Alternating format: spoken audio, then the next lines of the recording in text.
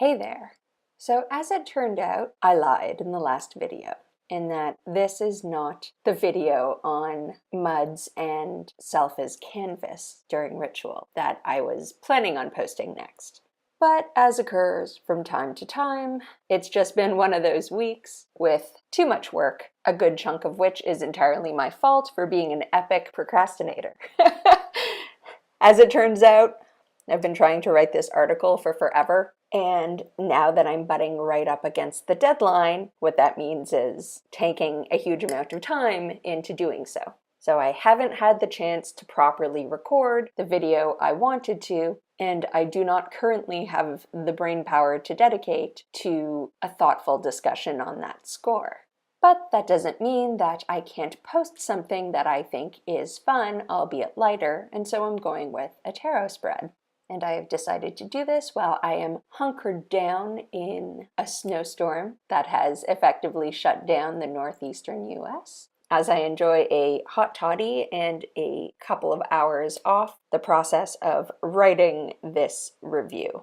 So the reality is tarot spread is really the wrong terminology for this, because the spread is really primarily defined by an approach rather than a particular layout or particular meanings for different card positions, which means that you can actually apply this approach to a ton of different spreads, provided you are exploring issues or questions into which you do possess some insight. The approach can be conceptualized as a sort of call-response layout, where for any given position, you consciously choose a card that represents that position from one deck, and then draw cards blind from a second deck in order to expand upon, correct, or reframe the card you chose for that position. So for instance, let's say that you want to explore an issue you're having right now that can be described as having difficulty branching out into something new. And so although you know that you'd like to start moving in this new direction, trying this new thing, engaging in this new process, business, project, what have you, you don't really feel like you're making any progress in that direction. You find it very difficult to make that leap.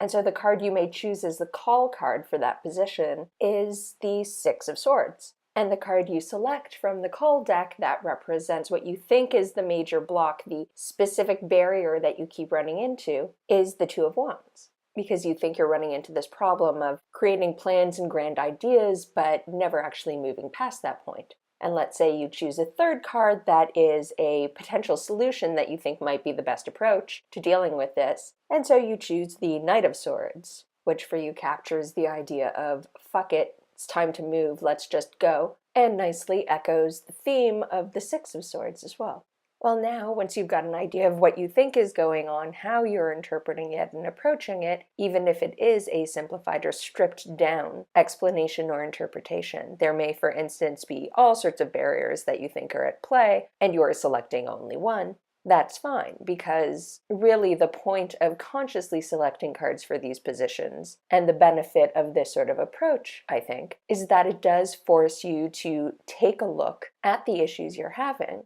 and at your proposed solutions, and identify some core component or concept that you can narrow your focus to. Once you've done that, you can now draw blind for each of these positions an answer card from that second deck, which will help you expand upon or alter your perceptions of the cards you drew, and of what you think about your issue, your blockage, and potential solutions. I think that in the case of the answer cards, one should let one's intuition guide one regarding whether these cards deny or contradict the conscious opinion you hold about issue, block, approach, what have you, or whether instead these cards modify or provide extra advice by extending upon that initial card that you selected. Which is to say, I may interpret the Hierophant as a statement that, in fact, this issue that I think I'm having really relates more to my tendency to constrain myself with preconceived notions of how things are done, and when and how it's most appropriate to break out of my usual patterns.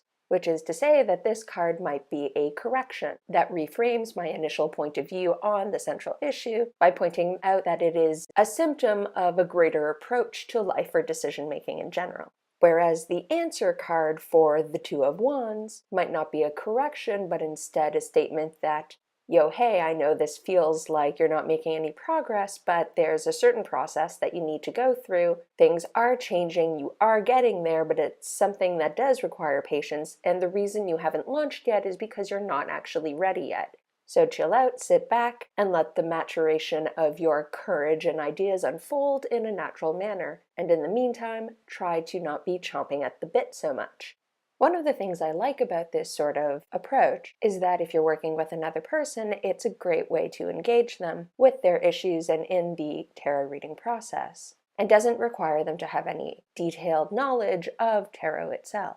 Provided you hand them a deck with vivid and unique enough imagery, I wouldn't, for instance, necessarily hand them a blank or minimalist deck or a Marseille deck, unless you want them, of course, to avoid pip cards.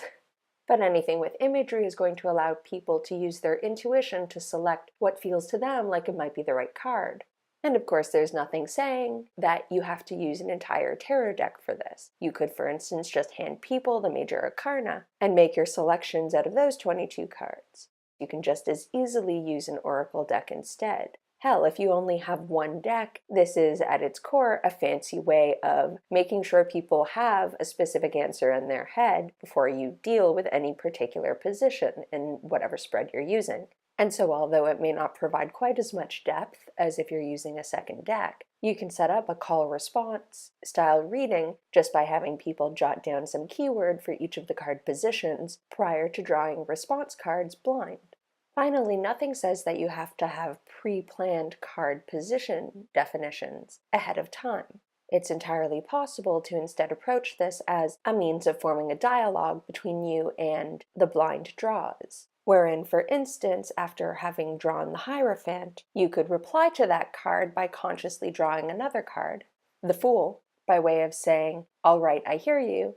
in which case I think that one way of dealing with that is to make an effort to infuse greater adventurousness in my life in order to break this habit of sticking to the tried and true, and then once more drawing a card blind to represent your decks or your guides or your unconscious response to your suggestion, which in this case might be, yeah, sure, that's a great idea, but make sure you're actually doing this in a form that is manifest and material. It's not enough to just do new things and be adventurous. You need to be doing new things that actually produce something in order to get used to the idea that some tangible thing of value can emerge from these sorts of adventurous wanderings and attempts. Anyway, this is a sort of tarot construction I'm playing around a bit with right now. And if any of you decide to give it a shot, I'd love to hear how it goes. So until next time, I wish you happy tarot wanderings and a lovely stormy night.